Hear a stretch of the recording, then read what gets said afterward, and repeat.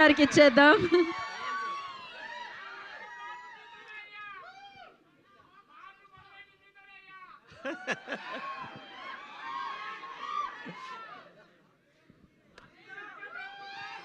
అందరికీ నమస్కారం అండి.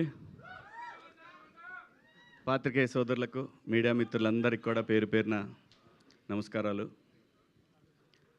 ఈ సినిమా ఎలా ఉంటుందంటే, మనం కేఎఫ్సి సెంటర్కి వెళ్ళి మంచి చికెన్ బకెట్ తీసుకొని వెళ్ళి కూర్చుంటే ఎట్లా ఉంటుందో వేడి వేడిగా తింటా ఆ మజాని ఎంజాయ్ చేస్తా, అలా ఉంటుంది ఈ కేఎఫ్సి నుంచి వచ్చే సినిమా.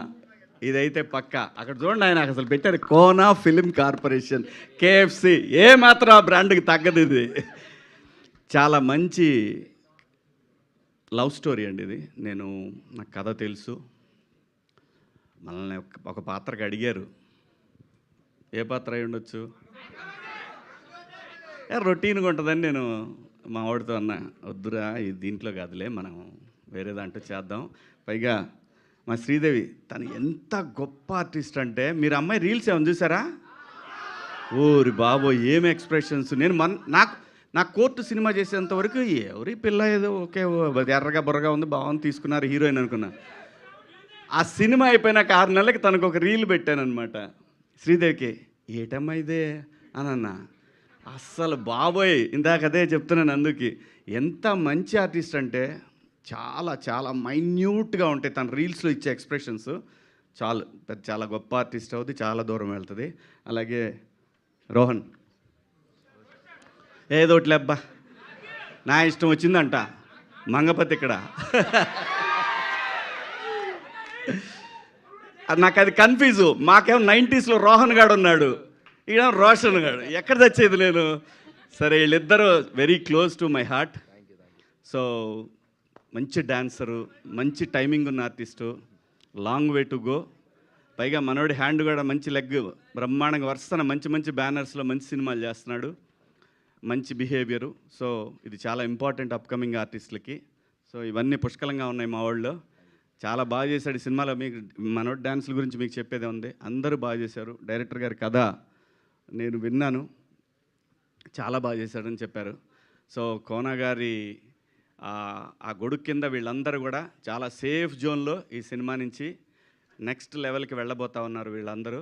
ఖచ్చితంగా కోనా గారి ఫోటో వాళ్ళ జీవితకాలం పెట్టుకోవాలి, కొత్త డైరెక్టర్ కానీ వీళ్ళందరూ కూడా. ఎందుకంటే వీళ్ళందరికీ ఎవరికి తెలీదు, ఈవెన్ మన శివగారికి కూడా తెలీదు. కోనా గారు ప్రొడ్యూసర్గా చేసిన సినిమాకి ఆ సినిమాకి చేసిన ట్రైలర్కి నేను అసిస్టెంట్ అనమాట అక్కడ ఆ స్టూడియోలో, ఎడిటింగ్ డిపార్ట్మెంట్లో, రాజ్భవన్ రోడ్లో. తోకలేని పెట్ట ఇది ఆయన ప్రొడ్యూసరు, నేను అప్పుడు ఎడిటర్గా పనిచేస్తున్నాను. సో ఆ సినిమాకి ఒక సీనియర్ ఎడిటర్ ఉన్నాడు, ఆయన దగ్గర నేను ఆ టైంలో నేను అసిస్టెంట్గా పనిచేస్తున్నానండి. అక్కడ పరిచయం, నాకు అక్కడ తెలుసు, నేను పరిచయం లేదు ఆయనకి, ఆయన నాకు తెలుసు.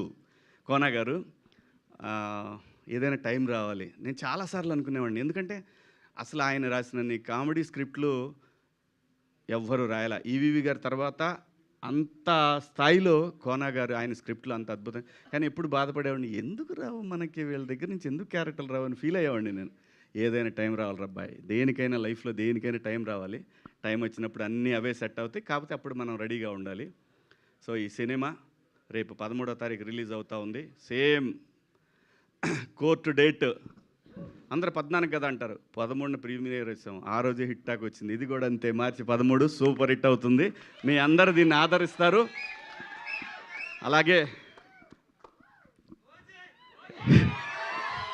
అస్సలు తను టచ్ చేస్తేనే ఒక వైబ్రేషన్ వస్తుంది. తమన్ గారు నాకు చాలా చాలా చాలా చాలా సంవత్సరాల క్రితం తను కష్టపడే రోజుల దగ్గర నుంచి నాకు తెలుసు. నందమూరి తమన్ కావచ్చు, కొణిదెల తమన్ కావచ్చు, తెలుగోళ్ళ తమన్, అది చాలా బాగుంది కదా. జై తమన్. సో అందరికీ కూడా పేరు పేరున ఇక్కడికి వచ్చేసిన మీ అందరికీ కూడా thank you so much. Thank you Kona గారు పిలిచినందుకు. థ్యాంక్ యూ మీడియా మిత్రులకు అందరికీ కూడా థ్యాంక్స్. కలుద్దాం, తొందరలో కలుద్దాం. Thank you. So me triple S కూడా ఫస్ట్ అడ్వాన్స్ కంగ్రాచులేషన్స్ అండి సాంప్రదాయని జుబినీకి కూడా థ్యాంక్ యూ. అంతే, అంటే మైక్ తీసుకుంటూ చెప్తున్నాను అనమాట నేను దానికి. All the best. అండ్ నా ఐ రిక్వెస్ట్